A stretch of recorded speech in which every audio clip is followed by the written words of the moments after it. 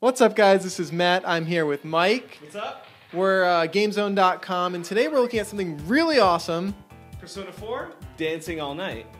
And actually, this is kind of cool because the game is actually not out yet in America. This is a Japanese copy that was sent to us by our ex-PC editor, Andrew Clouther, who is now overseas teaching English in Japan. Rest in peace.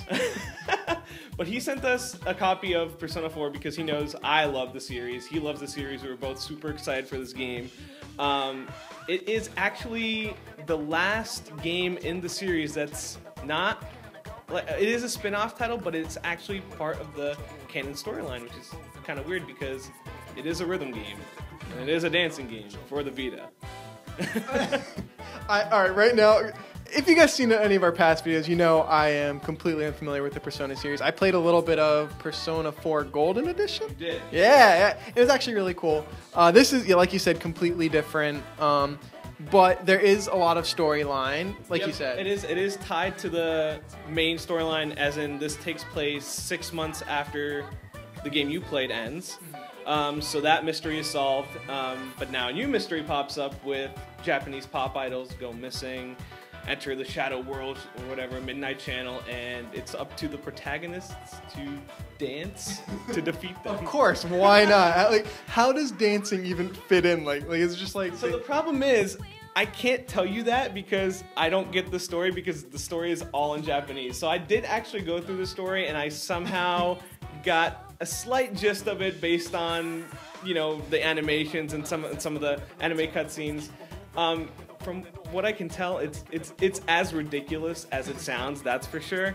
But somehow the power of dance overcomes all. I mean, Footloose taught us that, right? Kevin Bacon. I mean, I'm surprised he's not in it. So we'll talk more about gameplay instead. So what can you say about gameplay? It's on the Vita, right? But you played it on the Vita TV. Vita TV, right? It actually plays the same whether you're playing on the Vita or the Vita TV. On the Vita, you can actually use the touch screen if you want to do it, but it's not recommended. Definitely the buttons are better. But yeah, I played most of it on the PS Vita or the PlayStation TV. And the gameplay it actually gone through a change. So when they first announced it, which was maybe a year ago or even longer, they actually showed gameplay that looked very much like the Hatsune Miku games, which is the other game, another rhythm game that I personally love.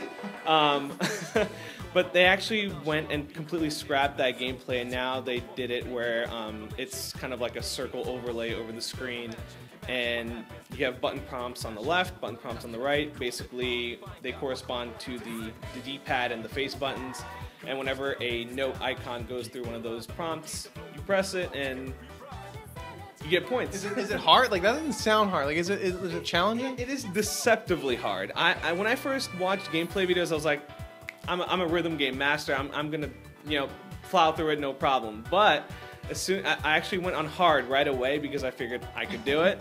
No, that game it's challenging. It's definitely challenging, even for like rhythm game veterans. It can definitely be a challenge, which I like. Yeah.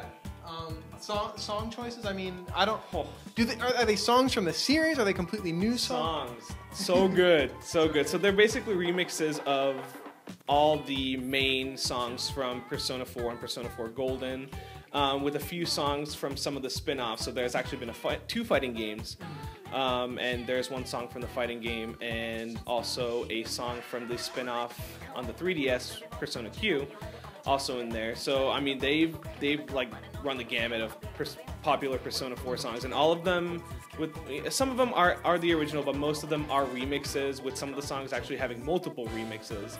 And they're all so good. Oh man, the soundtrack is so good. I was actually listening in the office. It was pretty good stuff. I mean, if you're a Persona fan, and chances are if you're a Persona fan, you probably love the music as well. So this is pretty much, it's a fan service game. But on top of that, it's so cool that they did add a story because it does actually have like a coherent plot if you understand it. Yeah. Now I'm gonna have to wait till September to really get the full gist of the plot. Yeah. But it's actually pretty meaty. So when I played it, I unfortunately fast forward through all of it because I didn't understand it. But although you did point out to me that you could take a picture of the text and translate it. Yes, so for the first 20 minutes of me playing it, I did use Google Translate, which has a feature that lets you take a picture and translate that took way too long. I gave up on that way too early. So in anyways, I ended up fast forwarding through all of the main story mode, and even then it was kind of long. There's definitely multiple chapters from multiple points of view of the characters. You're also getting a new point of view from one of the new idols that was only mentioned in Persona 4 Golden. Now you actually get to meet her, and you get to see her side of the story. It's pretty cool. It seems kind of long. If I didn't fast forward through the whole thing, I think it would have been a pretty long game. I would say at least 3 hours, if not more. Oh, wow. It doesn't seem like I know like it can come off as like a shameless money grab, like, oh, here's a dancing game with Persona music. That's the thing. I feel like at first when they unveiled it, people could have thought that, but now that I actually have seen what the game is, seen the care and attention that was put into the story mode and the music, I mean, this is like Atlas definitely made this for the fans, that's for sure. Didn't this ship with in Japan? Didn't this ship with a trailer for Persona 5? Did he send that to you too? Yes. Is that on the disc or is that a set? It's not on this. It came as a separate Blu-ray, and it basically has all the trailers that have released up until now, as well as a completely new exclusive trailer. Yeah. that came with it. And that one leaked already. I don't know if you've seen it. It did. Yes, we actually did. Yeah, we posted it on GameZone. Does this tie into that at all? Like, why? Completely separate. Completely separate. They're basically hyping up Persona 5. Okay.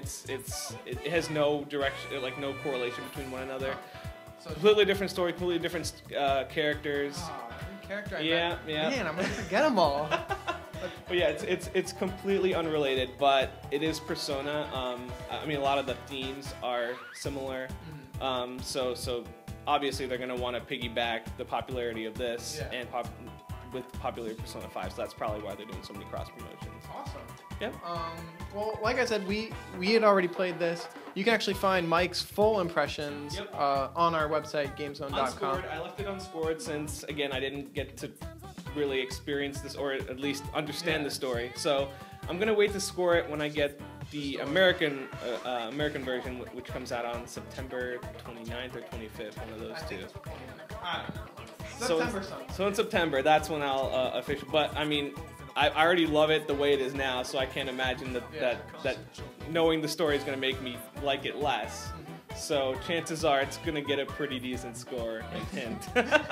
So basically, you won't be disappointed if you're a Persona fan. The gameplay is good. If you like rhythm games, I mean, that is what it is.